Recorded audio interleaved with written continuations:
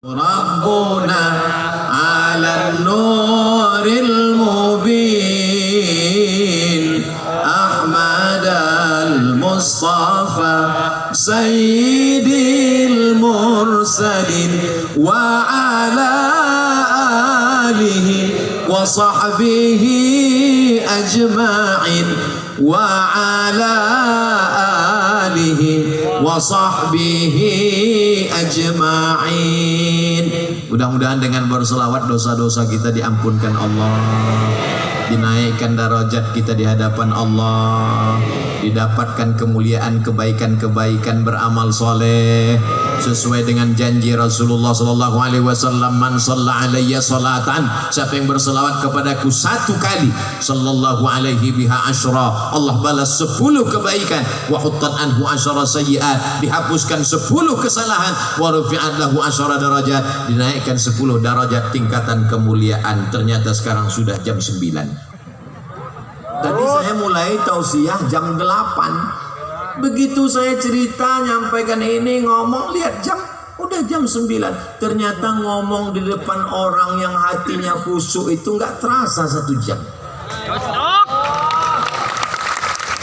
Ustaz Somad nih basa-basi aja ngomong pelipur lara. Enggak, dari tadi sampai sekarang saya belum ada ngelihat jam. Wallahi tallahi billahi, saya ceramah terus baru lihat loh, sudah 1 jam. Sampai-sampai saya ragu, jangan-jangan jam ini mati.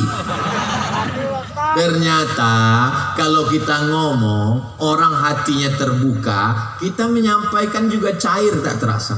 Saya pernah tausiah, rasanya lama sekali menjelang buka puasa.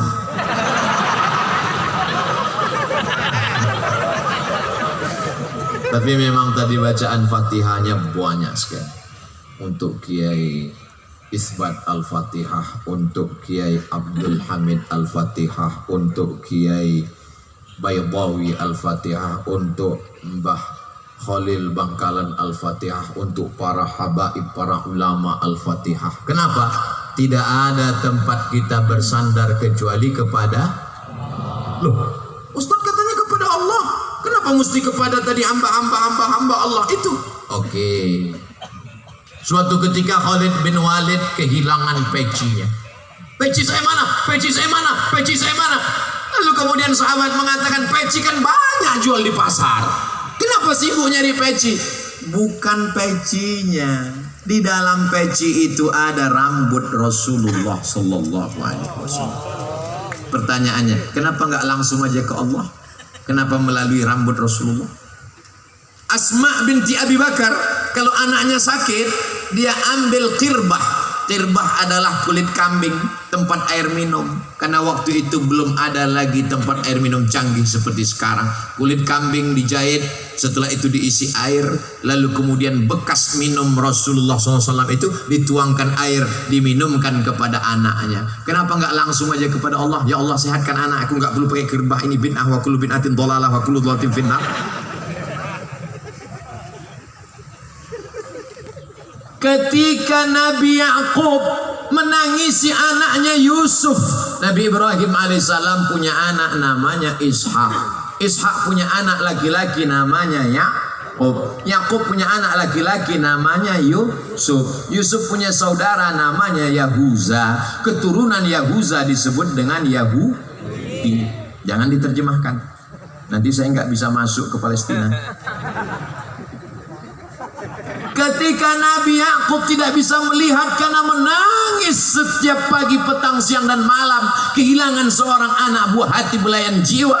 Bagaimana cara Nabi Yusuf supaya ayahnya ini bisa melihat? Dia kirimkan bajunya. Idhab biqamisi hadza, pergilah kamu membawa bajuku ini, bawa ke ayahku. Kenapa? Nanti kalau sudah baju ini sampai ya'ti basira, dia akan bisa melihat. Kenapa Nabi Yusuf nggak berdoa aja, ya Allah bukakan mata bapakku? Dan bapaknya juga Nabi. Kenapa Nabi Yakub nggak? Kenapa mesti pakai baju Yusuf? Bukankah karena baju itu dulu pandangannya hilang? Karena baju itu dilumuri dengan darah kambing, lalu dikatakan inilah baju Yusuf. Padahal itu adalah damun kadzib, darah bohong, darah dusta. Sebagaimana dulu baju itu menghilangkan pandangannya, sekarang Allah ingin menunjukkan mukjizatnya. Ketika baju itu datang sampai, apa kata Nabi Yakub? Inni la ajidu riha Yusuf. Aku mencium bau semerbak anakku Yusuf. Ternyata bau manusia nggak sama. Setelah diteliti sekarang, ternyata bukan cuma cap jempol yang tak sama. Seorang ibu yang membesarkan anaknya, buah hati belayan jiwanya, 9 bulan 10 hari dia kandung. Di Pulau Madura ngandung masih 9 bulan 10 hari. Alhamdulillah. Di tempat lain sudah ekspres. Dia susukan 2 tahun lamanya, dia tahu bau anaknya, dia dapat mencium.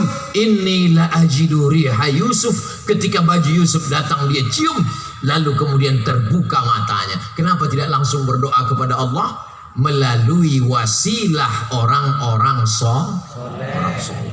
Jadi kalau ada orang mengambil barokah dari para alim ulama, dari para habaib, dari zuriat Rasulullah, dari orang-orang yang dianggap wali Allah, yang dinyatakan wali masyhur, menyatakan ini wali Allah, dan dia mastur, dia tidak pernah mengakui dirinya, tapi orang lain mengatakannya, maka saya termasuk orang yang selalu suka mengambil barokah-barokah. Mudah-mudahan barokah ini melimpah kepada kita semua. Amin.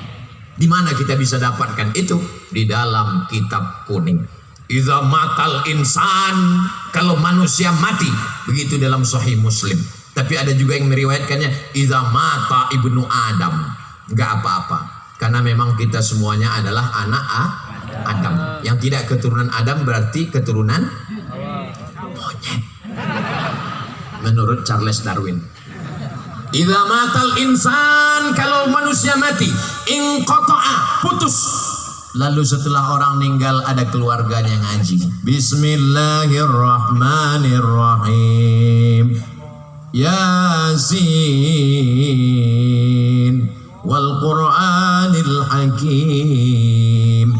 Kalau baca Yasin begitu slow, pelan. Karena banyak juga orang sekarang baca Yasin cepat sekali, 120 km per detik.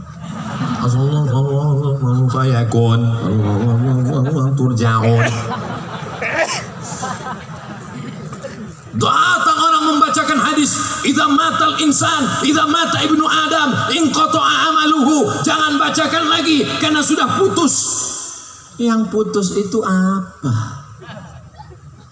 Yang putus itu adalah orang yang meninggal putus amal taklifi.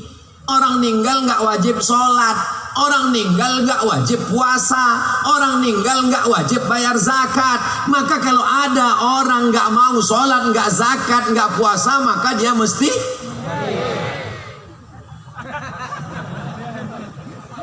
Apakah orang yang sudah meninggal itu tidak beramal? Kita lihat penjelasan ulama ketika Nabi Muhammad SAW Isra Mi'raj. Subhanalladzi asra bi'abdihi laylan minal masjidil haram ilal masjidil aqsa. Dalam perjalanan Nabi Muhammad SAW melihat Jibril. Iya, itu apa yang terang di bawah? Itu kuburnya Nabi Musa. Nabi Musa lagi ngapain? Sholat di kuburnya. Pertanyaannya, Nabi Musa udah meninggal atau masih hidup? Sudah meninggal. Tapi katanya orang meninggal nggak beramal. Inqata'a amaluhu. Itu yang sholat itu siapa? Oh, kalau begitu hadisnya dhaif. Enak aja, mentang-mentang nggak sesuai lalu hadisnya didhaifkan. Lalu Nabi pun sampai ke Masjidil Aqsa. Ditambatkannya burak. Setelah itu dia sholat. Dan di belakangnya ada Nabi Ibrahim. Nabi Ibrahim jadi makmum. Di belakangnya ada Nabi Musa. Nabi Musa jadi makmum. Di belakangnya ada Nabi Nuh. Nabi Nuh jadi makmum. Pertanyaannya, Nabi-Nabi itu masih hidup apa udah meninggal? Sudah meninggal, kok sholat? Tapi katanya orang sudah meninggal putus. Maka kata ulama, diantaranya Syekh Yusuf dalam kitab Al-Mawsu'ah Al-Yusufiyah fi Adillatis Sufiyah, yang putus itu adalah amal taklif.